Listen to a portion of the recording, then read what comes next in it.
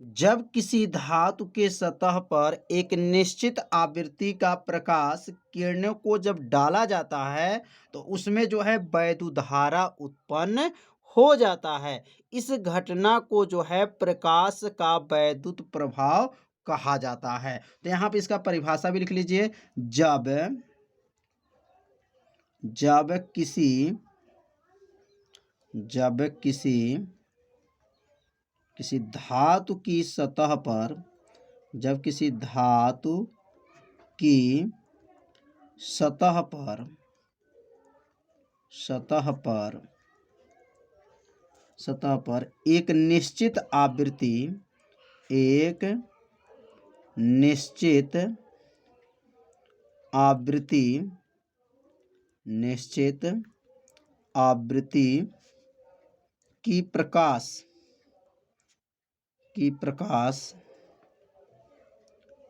प्रकाश की किरण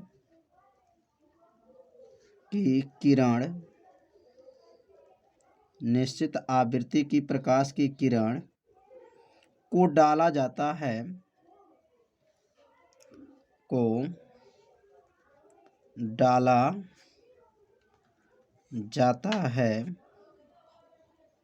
डाला जाता है तो धातु की सतह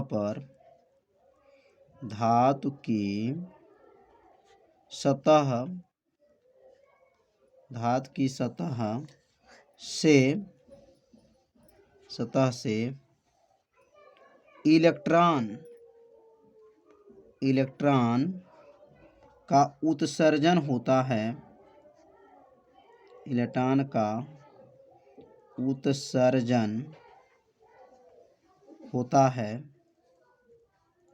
उत्सर्जन होता है। इस घटना को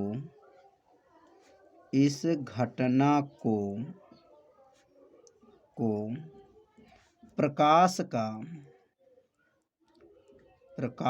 का वैद्युत प्रभाव कहते हैं। प्रकाश का वैद्युत प्रभाव कहते हैं। कितना आसान है, बस थोड़ा सा आपको ध्यान देना है।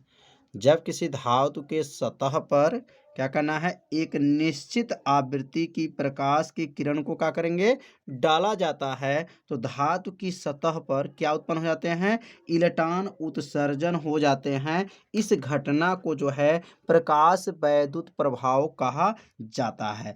मान लिया जाए कि एक सतह कोई है, जब इस पर प्रकाश की किरणें को गुजारा जाता है तो इसके सतह पे जो है क्या उत्पन्न हो जाते हैं, इलेक्ट्रॉन उत्सर्जित हो जाते हैं। इस घटना को क्या कहते हैं, प्रकाश का वैद्युत प्रभाव कहा जाता है। तो जब अधिक आवृत्ति का प्रकाश जब किसी सतह पे गिरता है तो वह प्रकाश जो है इसका क्या कर लेता है, अवशोषण कर लेता है, और अवशोषण करके वहाँ पर इलेक्ट्रॉन को क्या करता है, उत्सर्जन करता है। इस घटना को क्या कहा गया, प्रकाश का वैद्युत प्रभाव कहा गया। जैसे आप सभी विद्यार्थी गर्मी के महीने में जब छत पर जाते हैं और बिना चप्पल का जाते हैं तो देखते हैं आपका पैर जो है बहुत जल्द गर्म हो जाता है। तो इसका मतलब यह हुआ, जब अधिक आवृत्ति का प्रकाश जो छत पे पड़ा तो वहाँ पर जो है आवृत्ति का प्रकाश की किरणों को अवशोषण करके इलेक्ट्रॉन को क्या किया है,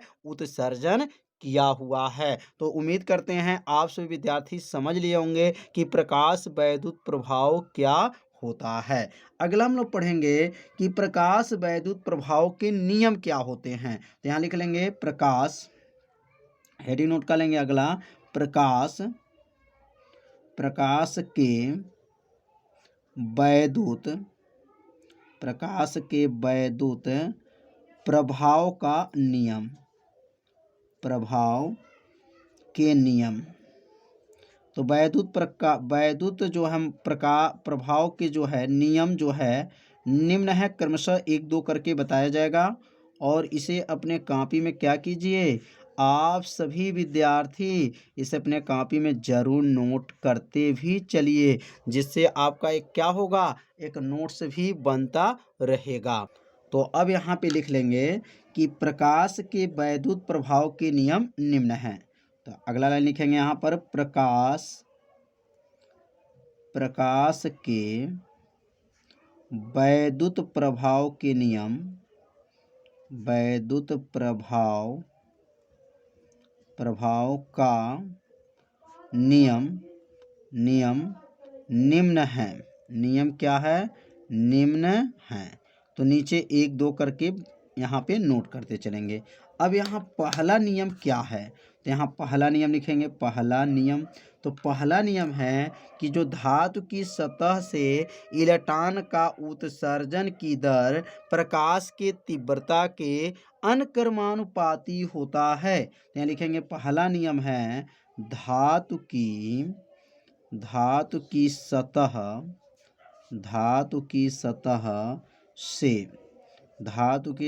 से इलेक्ट्रॉनों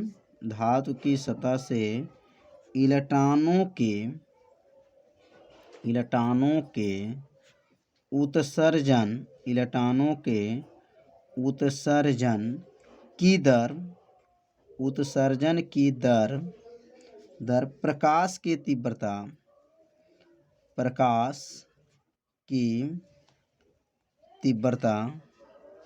प्रकाश की तीव्रता के समानुपाती होता है। तीव्रता के अनुक्रमानुपाती भी लिख सकते हैं और समानुपाती भी लिख सकते हैं। तो यहाँ पे लिख सकते हैं अनुक्रमानुपाती होता है। तो पहला नियम क्या है? तो पहला नियम है कि धातु की सतह से इलेक्ट्रॉनों के उत्सर्जन होने की दर, तो इलेक्ट्रॉनों के उत्सर्जन होने की दर को n से प्रदर्शित करते हैं, प्रकाश की तीव्रता को I से प्रदर्शित करते हैं। तो क्या बना यहाँ पर? तो इलेक्ट्रॉनों के उत्सर्जन होने की दर प्रकाश के तीव्रता के क्या होता है? अनुक्रमानुपाती होता है। तो उम्मीद करते हैं ये लाइन आप सभी विद्यार्थियों को अच्छे से समझ में आ गया होगा। एक बार समझ लेंगे। n का नाम क्या है? इलेक्ट्रॉनों के उत्सर्जन की दर है। और I का क्या नाम है?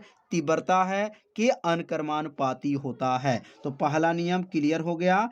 अब सीखेंगे दूसरा नियम क्या है। तो दूसरा नियम है अधिकतम जो गतिज ऊर्जा होता है वह प्रकाश की तीव्रता पर निर्भर नहीं करता है। तो यहाँ लिखेंगे अधिकतम गतिज ऊर्जा।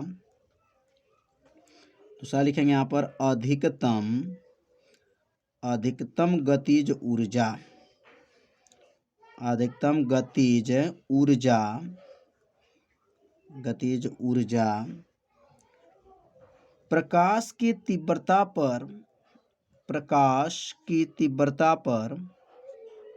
प्रकाश की तीव्रता पर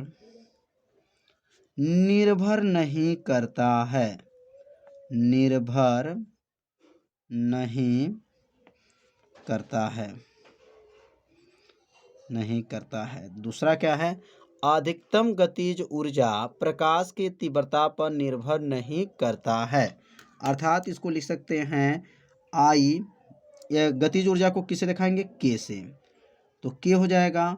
और यहाँ लिखेंगे नॉट इक्वल टू I, मतलब गतिज ऊर्जा तीव्रता पर निर्भर नहीं करता है। मतलब यहाँ पर बराबर को काट दिया गया है। तो इसका मतलब हो गया कि अधिकतम जो गतिज ऊर्जा है वह प्रकाश की तीव्रता पर निर्भर नहीं करता है। तो दूसरा जो नियम जो है समझ में आ गया होगा। तो अब हम लोग सीखेंगे तीसरा नियम क्या होता है। तो इलेक्ट्रॉन के अधिकतम जो गतिज ऊर्जा होता है वह प्रकाश के आवृत्ति के क्या होता है? अनुक्रमानुपाती होता है। तो लिख लेंगे इलेक्ट्रॉन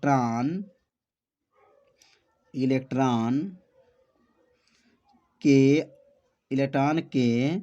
अधिकतम गतिज ऊर्जा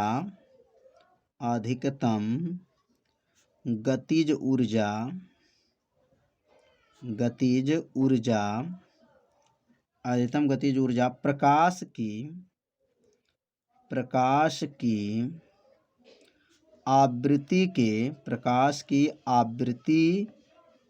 के अनुक्रमानुपाती होता है। आवृत्ति के अनुक्रमानुपाती होता है। अनुक्रमानुपाती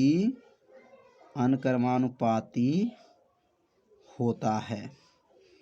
कितना आसान है, कैसे बोलेंगे? इलेक्ट्रॉन के अधिकतम गतिज ऊर्जा प्रकाश के आवृत्ति के क्या होता है? अनकर्मानुपाती होता है। तो अधिकतम गतिज ऊर्जा किससे प्रदर्शित करते हैं?